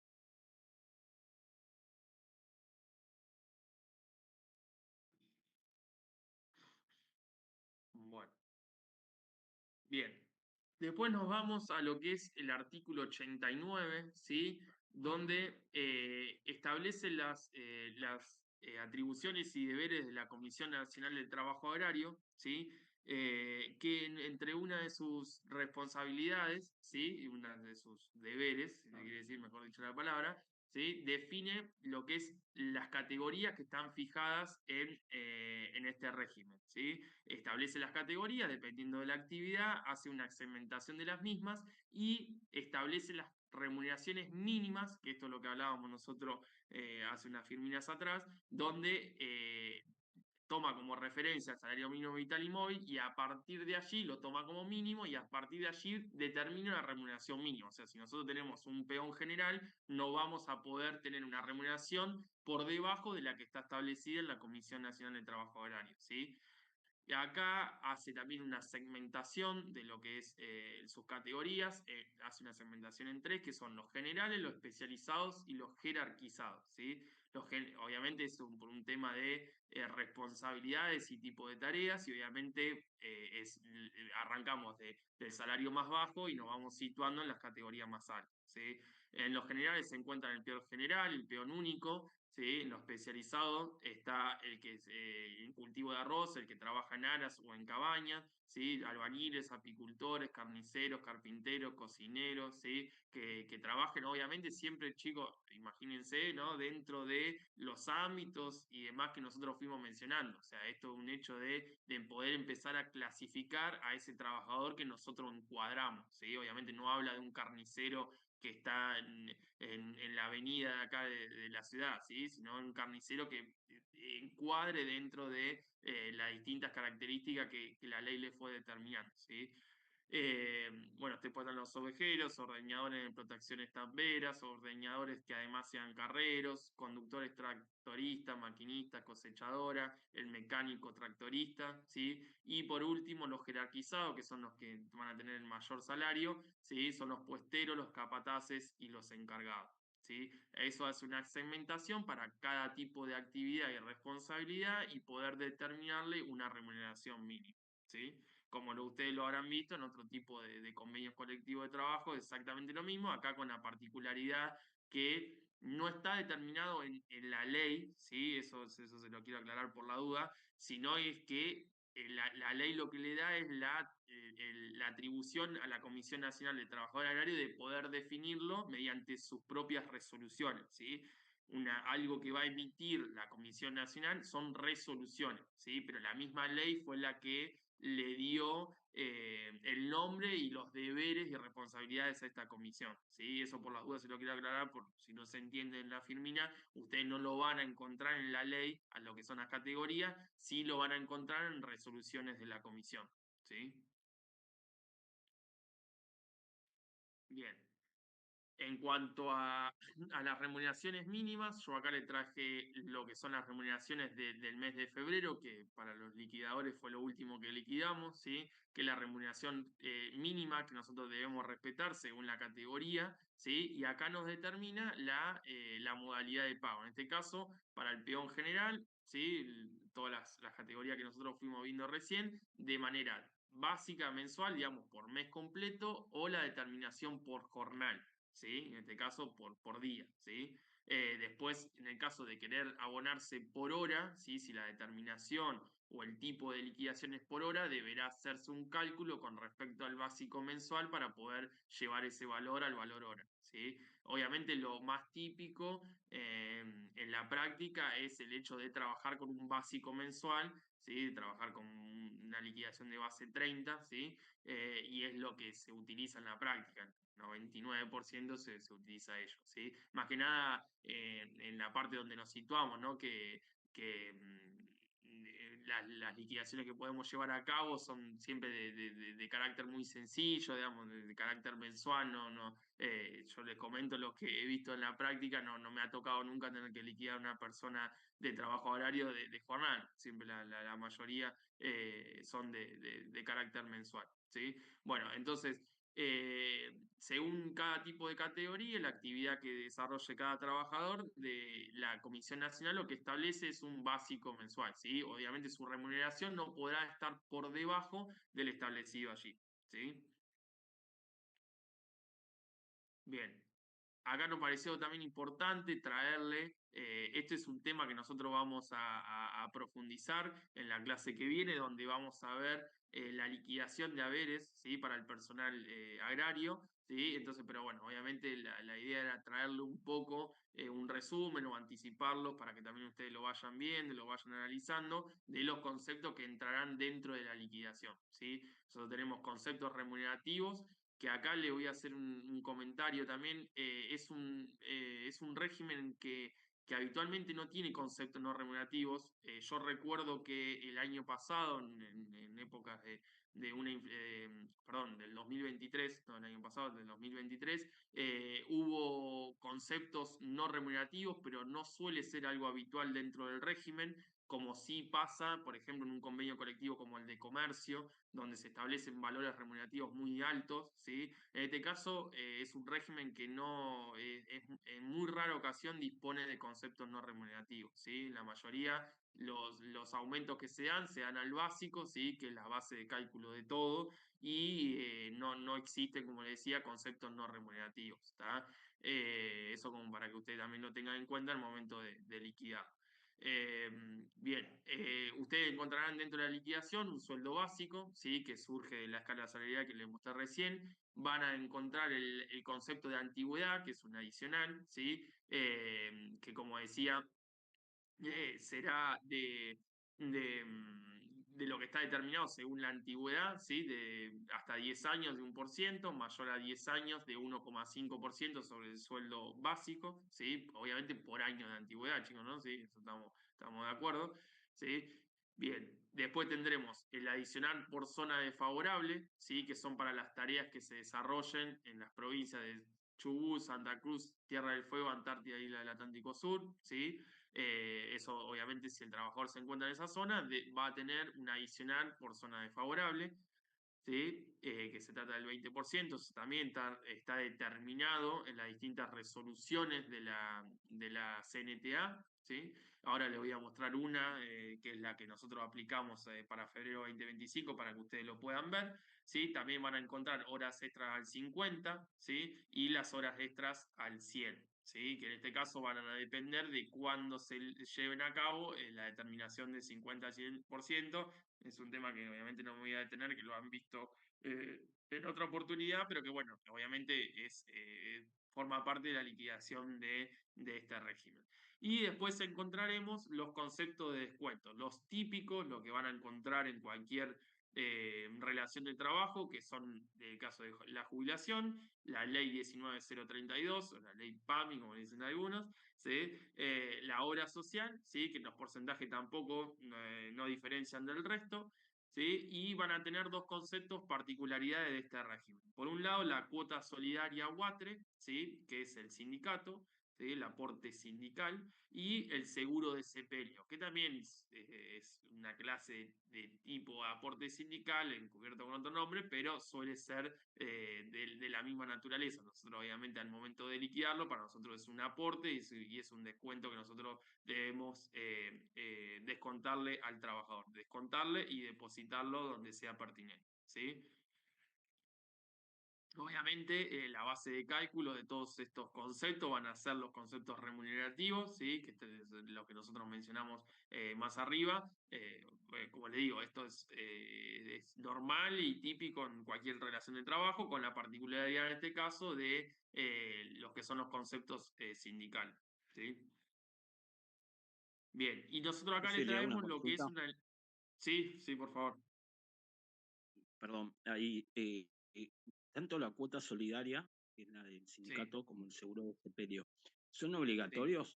Porque tenía exacto. entendido que, por ejemplo, si son Sí. obligatorios acá, en esta ley, Sí, sí, sí, exacto. Sí, sí. porque Para este tenía régimen entendido que, perdón, tenía entendido que para la ley de contrato de trabajo que vimos en derecho laboral, no era obligatorio que la cuota sindical eh, este, eh, ¿cómo es? Sea un concepto de descuento. Bien, perfecto. Bueno, en ese caso, como está bueno el ejemplo que traes, porque en este caso está determinado en la ley específicamente acá, ¿sí? En la ley 26727 está determinado los conceptos de descuento, ¿sí? Más allá de lo que fueron aplicados al régimen general, como es el de jubilación, la ley 19032 y la obra social, está determinado los conceptos de descuento que debemos aplicarle. Más allá, esto es lo que yo les comentaba de cómo actúa de manera supletoria. Si está determinado en esta ley, tiene el mismo carácter o fuerza de ley que la ley de contrato de trabajo, ¿sí? Entonces va a ser aplicable los descuentos que esta ley no establezca. ¿Sí? ¿Me expliqué? Ah, o sea, Sí, está bien. O sea, sí o sí se le descuenta el sindicato por más de que no esté afiliado. Exacto, sí, sí, sí. En este caso son obligatorios.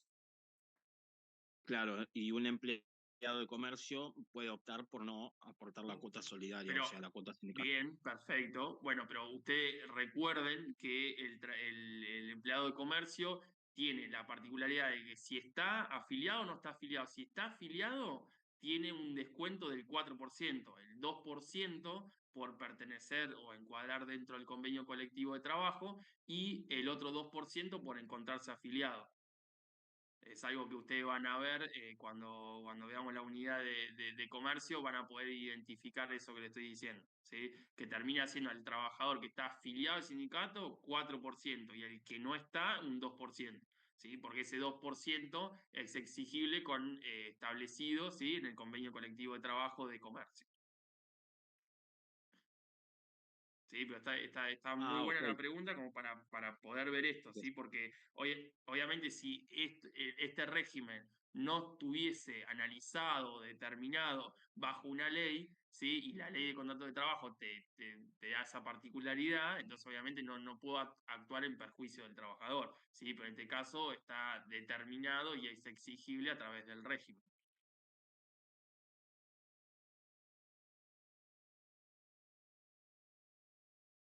¿Está, chicos? sí, sí, gracias. Dale, gracias. Bueno, gracias por el aporte. Es interesante poder analizarlo y poder discutirlo, ¿sí? Es algo provechoso. Bueno, acá le traemos lo que es un ejemplo de liquidación, que como le decía, lo vamos a ver en la clase que viene. Obviamente vamos a ir analizando distintos escenarios, distintos casos. La idea, como lo hemos hecho en otras oportunidades, de poder hacer en vivo, digamos, una liquidación, no traerle una firmina, sino ir pudiéndolo haciendo juntos con los distintos escenarios, ¿sí? Que lo vayamos completando juntos, así que bueno, va a estar muy bueno para poder terminar de entender la liquidación del trabajador agrario, ¿sí? Acá le traigo un ejemplo, ¿sí? Donde se establecen distintas condiciones para ver qué tipo de análisis le damos nosotros, ¿sí? Nos dice que es un trabajador permanente continuo, ¿sí?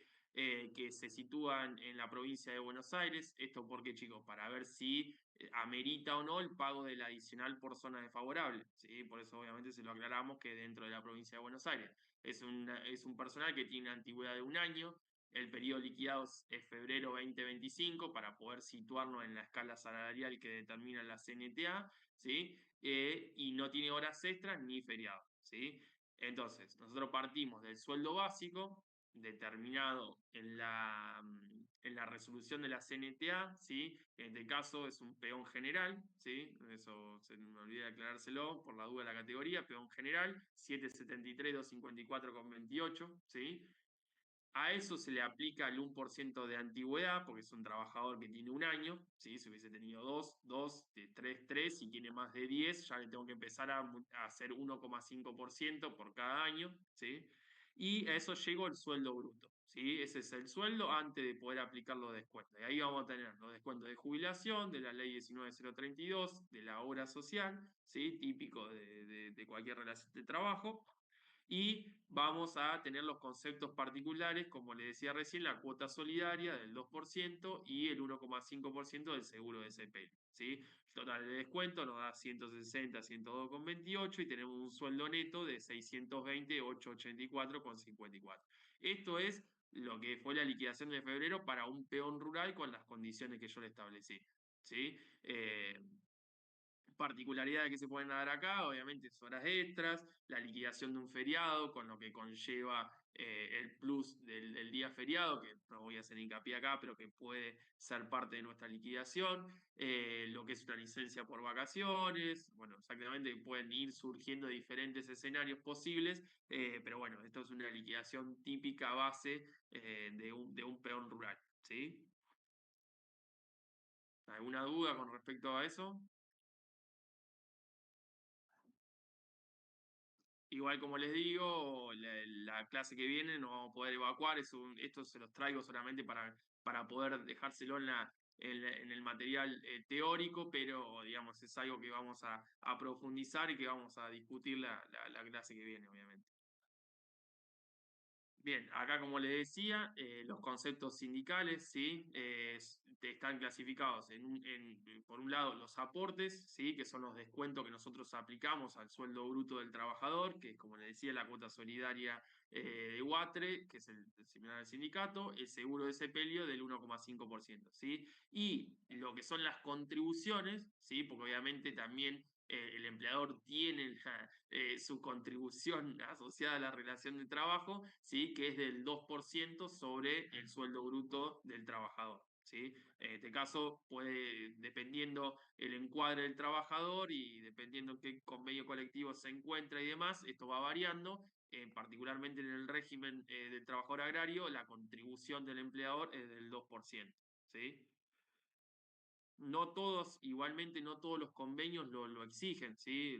Hay algunos convenio colectivo, que no exigen el pago de una contribución por parte del empleador, ¿sí? Eso por las dudas se lo aclaro, porque van a encontrar ejemplos donde en otro convenio colectivo no está la obligación de la contribución patronal en cuanto a los sindicatos.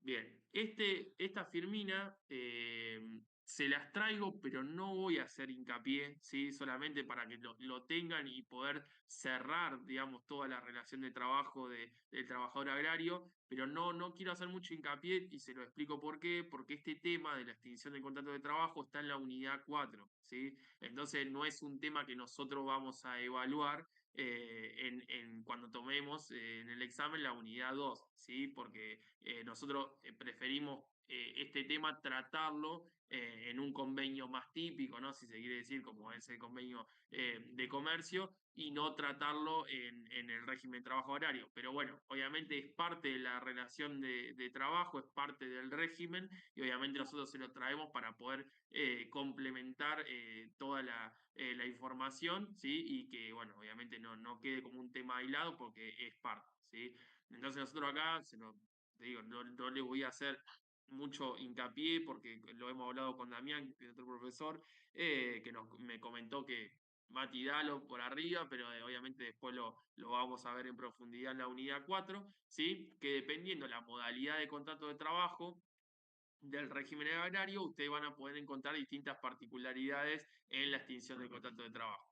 Acá, particularmente, la ley lo que establece es que los conceptos indemnizatorios o que forman parte de la extinción del contrato de trabajo van a ser, como base, van a ser la ley de contrato de trabajo, ¿sí? Y dependiendo la modalidad del contrato de trabajo del trabajador agrario, va a tener ciertas particularidades. Entonces lo establece En cuanto a la extinción del contrato de trabajo, que va a depender de las causas y demás, si es con causa, sin causa, bueno, eso te digo, lo van a ver más adelante, le establece, bueno, son todas las indemnizaciones, conceptos que entran en la indemnización de la ley de contrato de trabajo, y para el personal permanente continuo te da determinadas condiciones, te dice, no podrá ser inferior a 2 sueldos, ¿sí? Eso es como una determinación que dice, mira, establece toda la indemnización que establece la ley de contrato de trabajo, pero ten en cuenta, ¿sí?, que la indemnización no podrá ser inferior a 2 sueldos, ¿sí?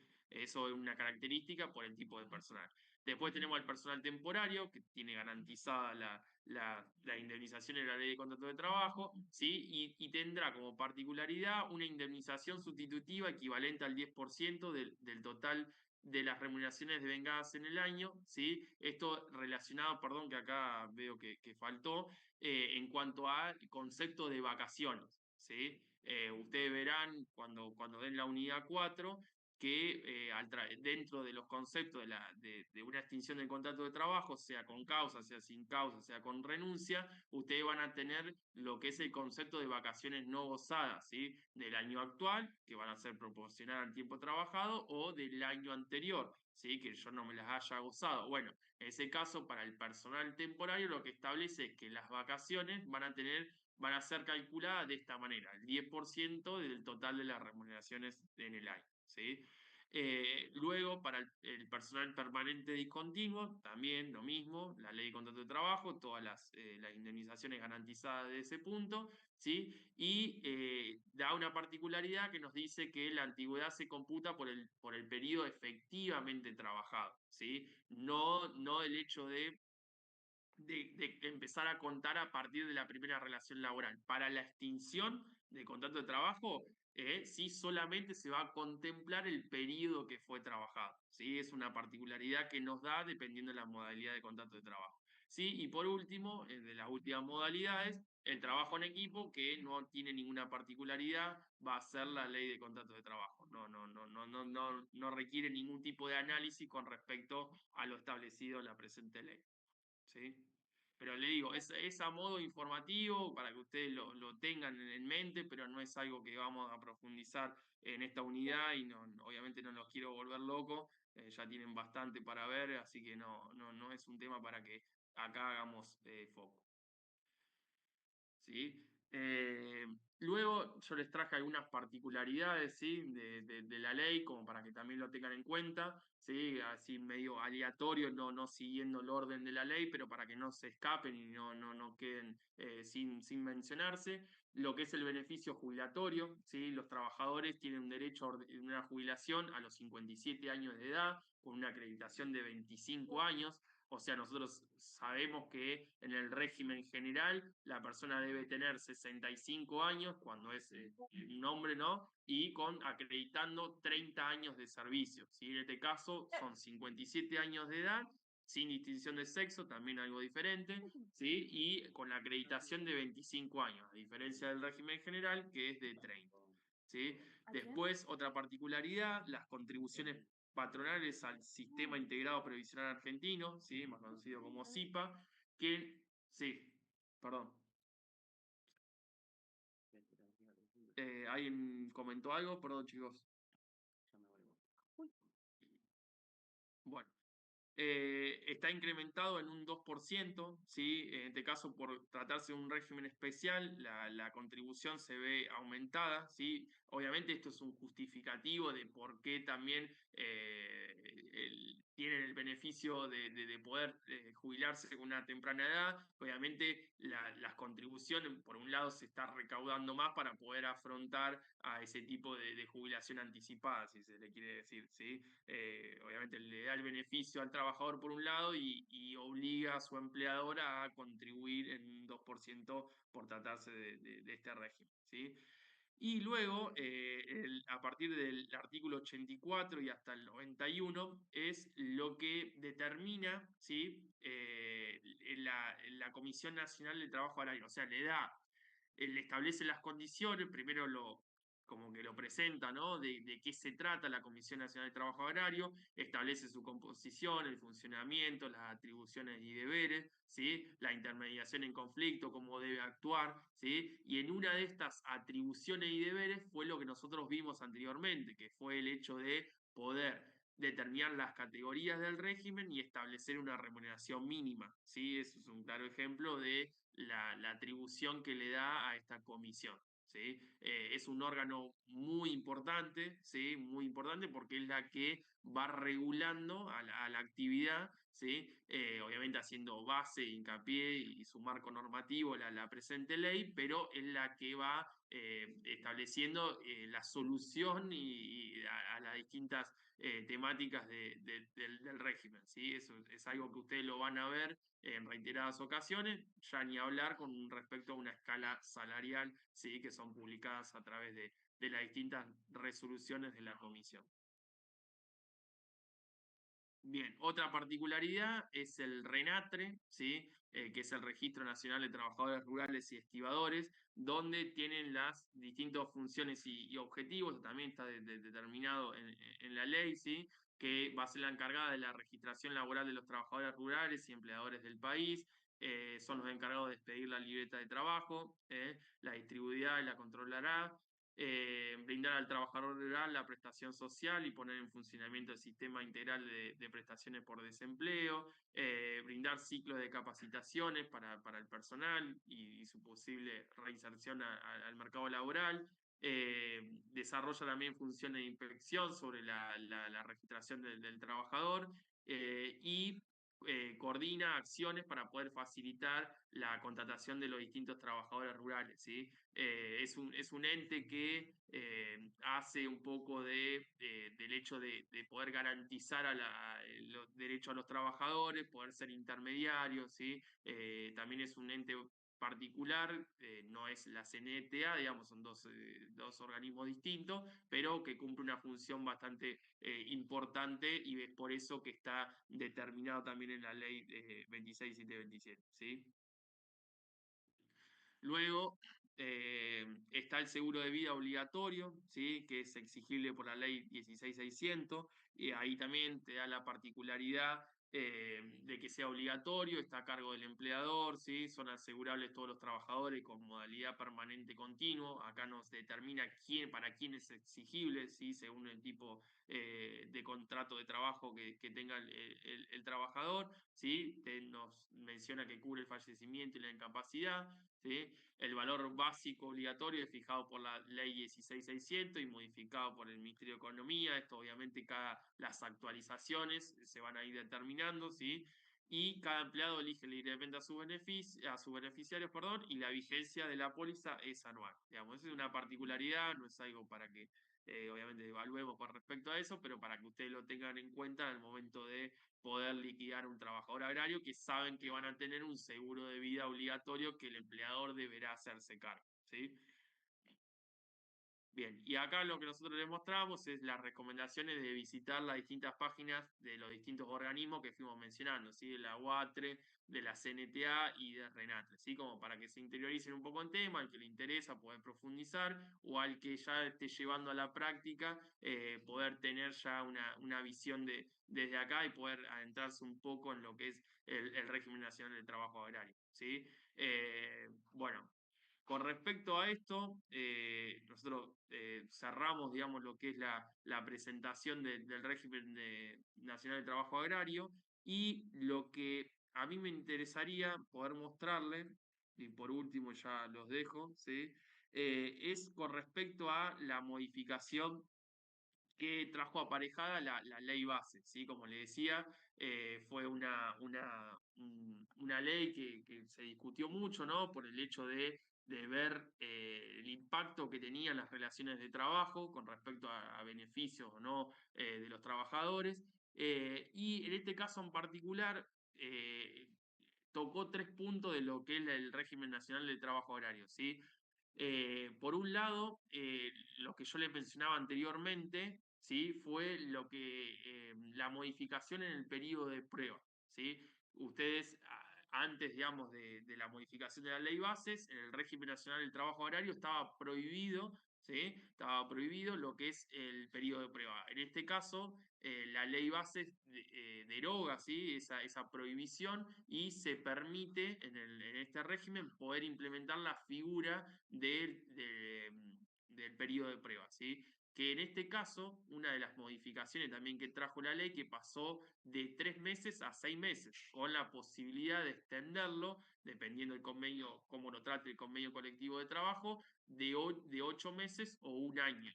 ¿Sí? El límite máximo, según la particularidad, va a ser de un año el periodo de prueba.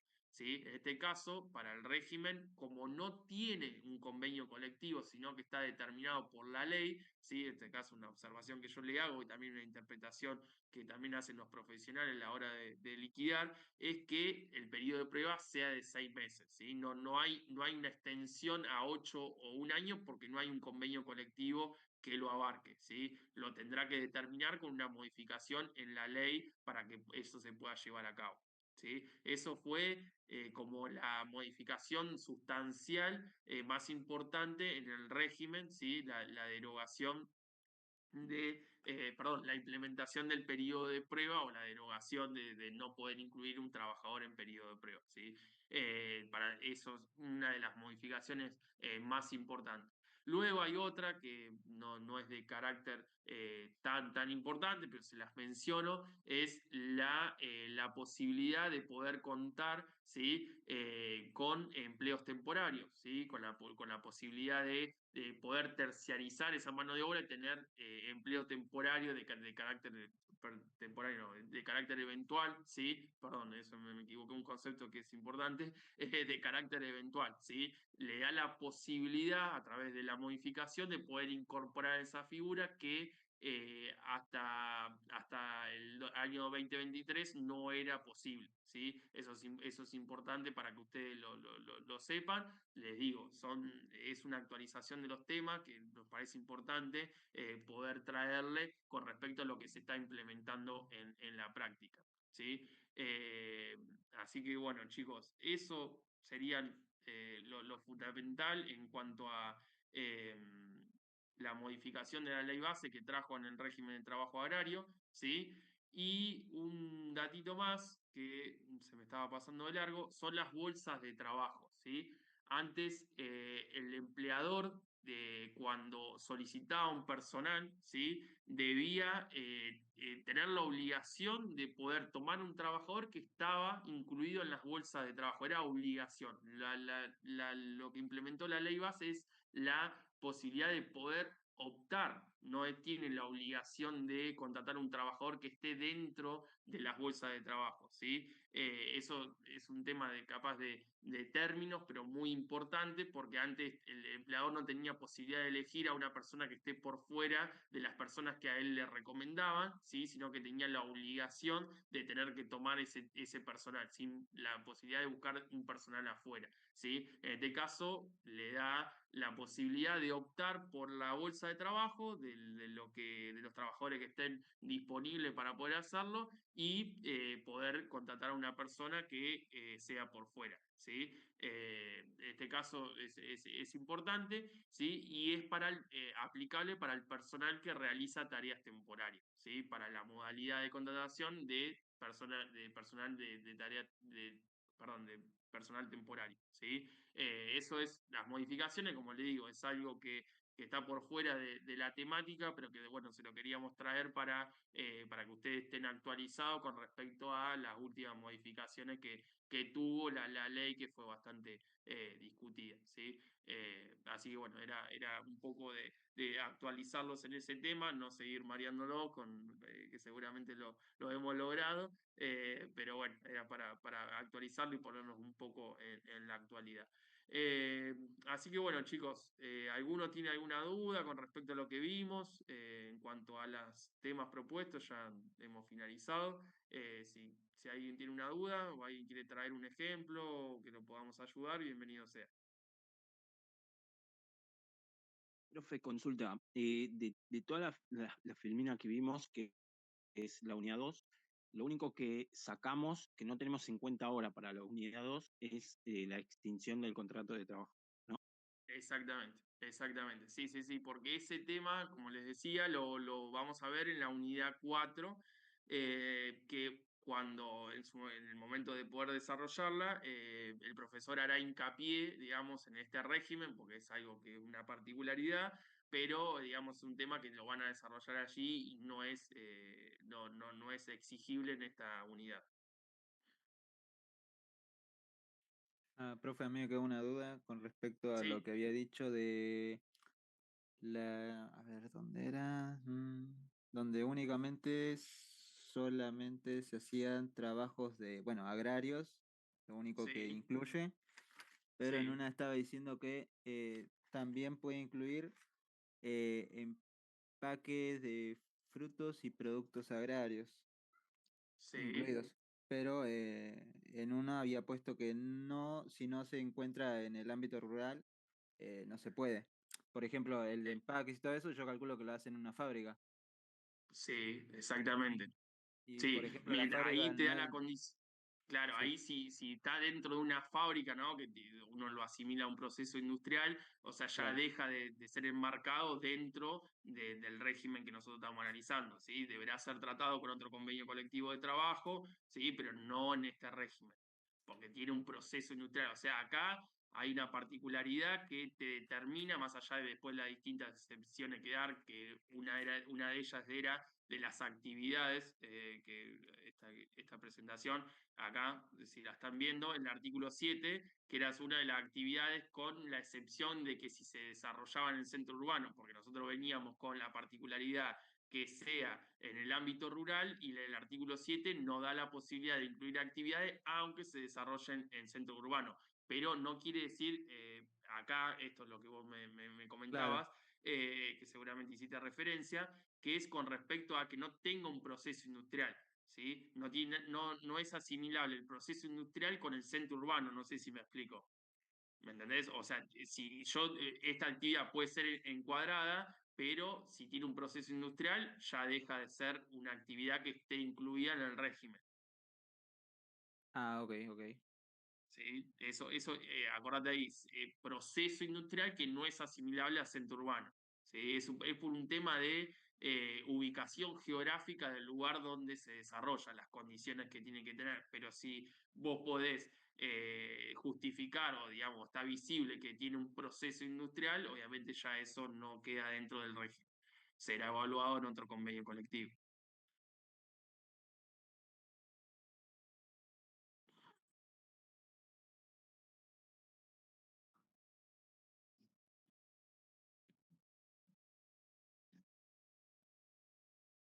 Bueno, chicos, si no hay más dudas, los dejo, ¿sí? Cualquier cosita que ustedes vayan teniendo, alguna consulta que esté por fuera, que me quieran trasladar, siempre está la plataforma para poder ayudarlo y poder ir evacuando las distintas dudas. Así que bueno, desde ya muchas gracias por el respeto, ¿sí? Y bueno, nos veremos, en mi caso, nos veremos el jueves que viene, ¿sí? Así que bueno, chicos, muchísimas gracias. Perfecto, profe, Chao, gracias. chao, Chao. gracias. Gracias. Chao, profe, gracias. Gracias.